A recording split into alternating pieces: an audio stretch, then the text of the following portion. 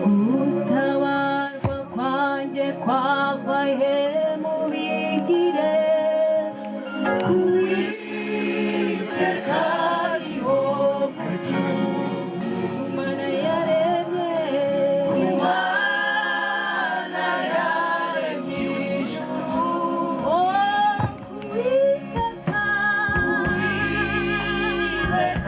ariho Mana yaremye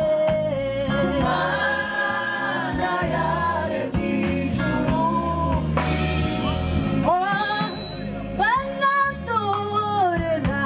amaso yanjye ku misozi we mbega utabarwa kwanjye kwava he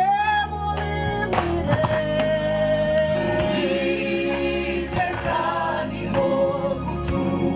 Mana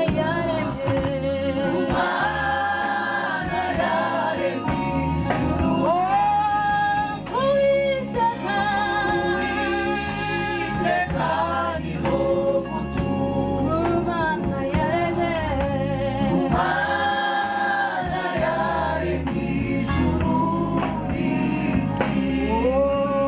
zemera kwibiretse byawe biteguza bikurigana bwiyubitira isizira Isira Oyari maso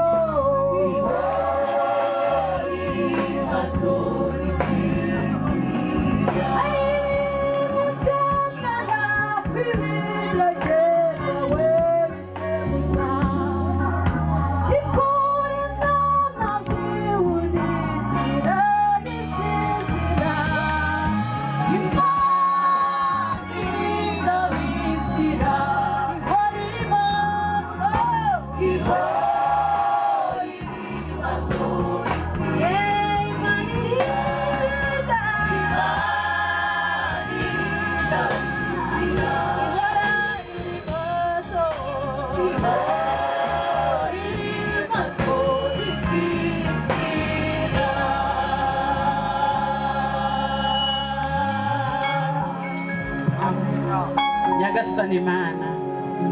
turi imbere y'amaso yawe turagushimiye kuko uri mwiza Kristo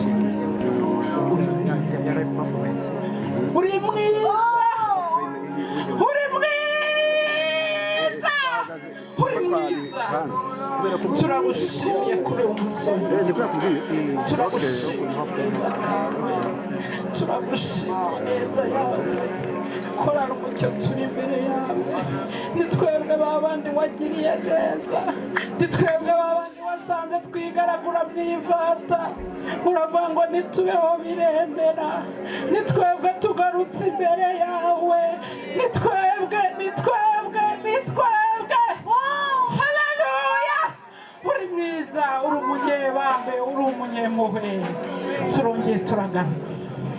tuje imbere yawe tuje gukora umurimo wawe ijambo ryaravuga ngo abo wahamagaye warabatoranyije urabatsindishiriza ubasiga ubwiza ubaha igikundiro kandi turi imbere yawe turabizi kuri kumwe natwe turongeye tukugize uwa mbere turongeye tukubanje imbere turongeye turaguhamagaye kuri uyu musozi turongeye turakwiyambaje niwe mbaraga zacu niwe buhungiro bwacu niwe maboko yacu niwe byirato byacu niwe byiringiro byacu twarakubonye mu bihe bitandukanye uri Imana ikora